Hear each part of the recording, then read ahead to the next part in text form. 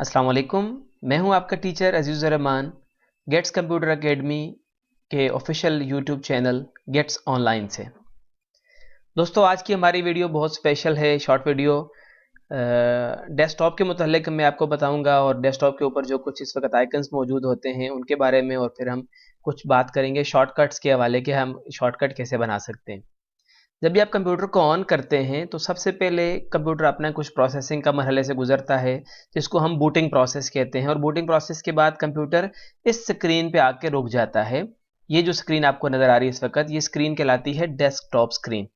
तो desktop screen के कुछ पार्ट्स होते हैं, हम उनके ऊपर बात करें तो सबसे नीचे आपको ये एक लंबी लाइन नज़र आ रही है। अगर आपको मेरा माउस पॉइंटर नज़र आ रहा है तो यहाँ पे नीचे वाले जो कॉर्नर सबसे आखिर में यहाँ पे आपको एक लाइन नज़र आ रही है जिसको हम कहते हैं टास्क बार। ये टास्क बार बहुत इंपॉर्टेंट होती है दोस्तों। इसके अंदर बहुत सारे ऑप्शंस मौजूद होते हैं। यानी ये समझ लें कि यहाँ से हम मेन अपने कंप्यूटर को कंट्रोल करते हैं। इस टास्क बार के ऊपर आपको कुछ प्रोग्राम्स के शॉर्टकट्स नज़र आ रहे हैं। कुछ प्रोग्राम्स के यहाँ पे आपको क्लॉक नज़र आ रहा होता है, और यहाँ पे इसका स्टार्ट मेन्यू होता है। ये इस वक्त हम विंडो 8 इस्तेमाल कर रहे हैं। मुख्तलिफ विंडोज़ के हिसाब से यहाँ पे स्टार्ट मेन्यू मुख्तलिफ हो सकता है। विंडो 8, विंडो 8.1 या विंडो 10 के अंदर आपको इस तरह से यहाँ पे स्टार्ट मेन्यू नज़र आता है। तो हम आगे चल के इसके ऊपर भी बात करेंगे। डेस्कटॉप के ऊपर जो दूसरी बड़ी चीज़ है वो है इसके बैकग्राउंड पे ये लगी हुई खूबसूरत सी तस्वीर। ये तस्वीर कोई भी हो सकती है, हम इसको चेंज भी कर सकते हैं। मैं भी उसकी डिटेल में नहीं जाऊंगा। इस तस्वीर को हम वॉलपेपर का नाम देते हैं। कोई भी तस्वीर हम वॉलपेपर के तौर पे यहाँ पे लगा सकते हैं। इसके अलावा बहुत सारे ऑप्शंस यहाँ पे आपको साइडों पे भी और इस साइड पे भी नज़र आ रहे हैं, जिनको हम कहीं पे भी आसानी के साथ किसी जगह पे भी एडजस्ट कर सकते हैं। ये कहलाते हैं आइकन्स। आइकन्स दो तरह के होते हैं। एक होते हैं सिस्टम आइकन्स और एक होते हैं फाइल के आइकन या मुख्तलिफ प्रोग्राम्स के आइकन। सिस्टम के आइकन्स मिसाल के तौर पे ये रिसाइकल बिन आपको नज़र आ रही है, ये सिस्टम आइकन होता है, यहाँ पे मौजूद होता है। इनको हम रिमूव नहीं करेंगे। इसके अलावा बाकी जितने भी आइकन्स हैं ये हमारी अपनी मर्जी के ऊपर होता है कि हम इनको कहीं पे भी रख सकते हैं या आप इनको चाहें तो डिलीट भी कर सकते हैं। इन आइकन्स में दो तरह के आइकन आपको नज़र आएंगे। मिसाल के तौर पे इस तरह से साइड पे अगर हम देखें तो ये स्टेटमेंट नाम की एक फ़ाइल है। तो ये एक कंप्लीट फाइल है, यानी ये किसी और जगह पे मौजूद नहीं है, ये यहीं पे है। और इसको अगर हम यहीं पे इस्तेमाल करेंगे और हम डिलीट कर देंगे तो ये परमानेंटली डिलीट हो जाएगी। इसके बरक्स अगर आप ये देखें तो आपको इस फोल्डर के आइकन के साथ आपको एक छोटा सा तीर नज़र आ रहा है। ये तीर असल में शॉर्टकट की निशानी होती है। ये देखिए, ये वाला भी आपको नज़र आ रहा है, इसके साथ भी आपको नज़र आ रहा है, ये भी छोटा सा एरो आपको नज़र आ रहा है। ये एरो शॉर्टकट की अलामत होती है। इसका मतलब ये होता है कि हमारा जो ओरिजिनल फोल्डर या ओरिजिनल प्रोग्राम जो है वो कहीं और पड़ा हुआ है, और उसका शॉर्टकट हमने डेस्कटॉप स्क्रीन के ऊपर रखा हुआ है। आसानी के लिए जैसे हम शॉर्टकट बना लेते हैं ताकि हमें बार बार वहाँ पे जाना ना पड़े और हम यहीं से उसको ऑटोमेटिकली खोल लें। मिसाल के तौर पे हम इसी को देखते हैं कि ये हमारा गेट्स ऑनलाइन, इसके ऊपर आप माउस लेके आते हैं तो आपको बताता है कि इसकी लोकेशन क्या है। गेट्स ऑनलाइन डी के अंदर, आपकी डी ड्राइव के अंदर ये फोल्डर पड़ा हुआ है। तो आइए देखते हैं। इसके ऊपर क्लिक करेंगे, आप यहाँ पे आ जाएं अपनी डी ड्राइव के ऊपर, और डी ड्राइव में अगर आप देखें तो ये फोल्डर पड़ा हुआ है, गेट्स ऑनलाइन का फोल्डर। इसको खोलेंगे तो इसमें ये चीज़ें पड़ी हुई हैं। सेम आप इसी के ऊपर डबल क्लिक करेंगे अगर, तो ये आपको वही चीज़ खोल के दे देगा। यहाँ पे अगर आप इसका पाथ देखें तो कंप्यूटर के अंदर न्यू ड्राइव वॉल्यूम डी है, और इसके ऊपर अंदर ये फोल्डर पड़ा हुआ गेट्स ऑनलाइन का फोल्डर। तो आप सारी फाइलें यहाँ से इस्तेमाल कर सकते हैं। तो ये एक शॉर्टकट पड़ा हुआ है। मैं शॉर्टकट को अगर डिलीट कर देता हूँ यहाँ से, ये मैंने डिलीट कर दिया, डिलीट का बटन दबाया, उसको मैंने क्लिक किया, डिलीट का बटन दबाया, तो ये फाइल फोल्डर जो शॉर्टकट था वो डिलीट हो गया। लेकिन असल में जो मेरा फोल्डर था वो मेरी डी ड्राइव के अंदर था, वो अभी भी यहाँ पे मौजूद है। इसके अंदर हम वो सारी फाइलें पड़ी हुई हैं, उनको इस्तेमाल कर सकते हैं। अब मैंने इसको शॉर्टकट करना है, मैं इसको दोबारा वापस डेस्कटॉप पे भेजना चाहता हूँ। तो इसके ऊपर आप माउस का क्लिक करेंगे तो ऐसे एरोस आ जाएगा। उसके ऊपर आप राइट क्लिक करें, और जो मेन्यू ओपन होगा, ये लिस्ट ओपन होगी, तो उसमें बहुत सारे ऑप्शन होंगे। उसमें आपने आ जाना है सेंड टू के ऊपर। सेंड टू से आगे इसका सब मेन्यू ओपन होगा, और सब मेन्यू में से आपने ये ऑप्शन तलाश कर लेना है, डेस्कटॉप क्रिएट शॉर्टकट। इसके ऊपर क्लिक कर दिया।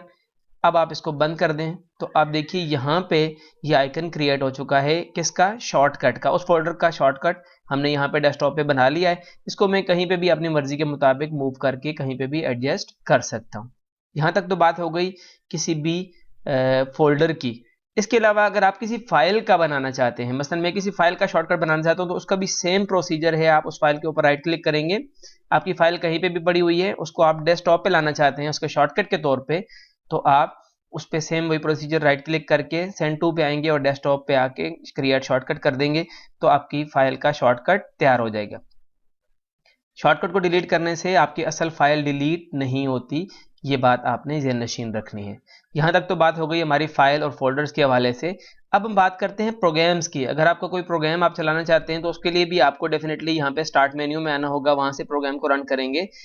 तो किसी भी प्रोग्राम को भी हम मिसाल के तौर पे ये ऑडासिटी का प्रोग्राम है, इसको हमने शॉर्टकट रखा हुआ है अपने डेस्कटॉप के ऊपर, तो कोई भी प्रोग्राम आप उसको भी शॉर्टकट कर सकते हैं अपने डेस्कटॉप के ऊपर। तो चलते हैं, देखिए कैसे हम इसको शॉर्टकट करते हैं।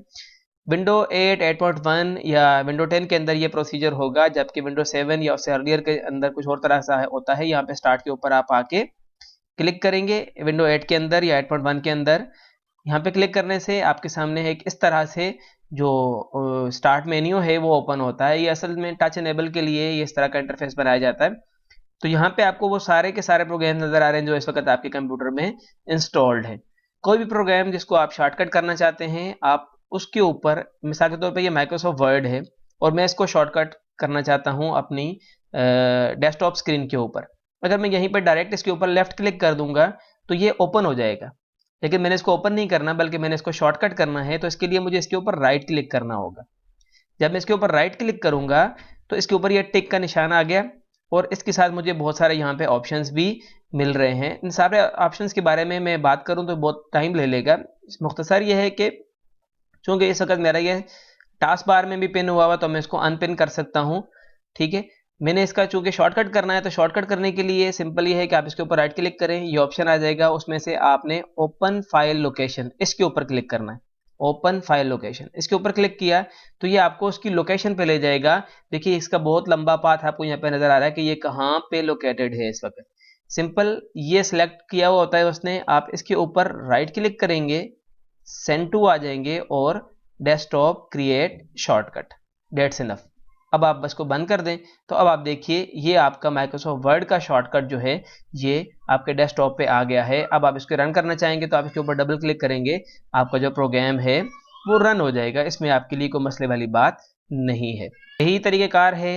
आप इसको अगर आप शॉर्टकट को डिलीट भी कर देंगे तो आपका माइक्रोसॉफ्ट वर्ड वहीं पे मौजूद है जहां पे पहले से पड़ा हुआ था। तो किसी भी शॉर्टकट पे डबल क्लिक करने से वो चीज़ या प्रोग्राम रन हो जाता है या फाइल ओपन हो जाती है या फोल्डर ओपन हो जाता है, और उनको डिलीट करने से, शॉर्टकट को डिलीट करने से आपकी असल फाइल जो है वो डिलीट नहीं होती।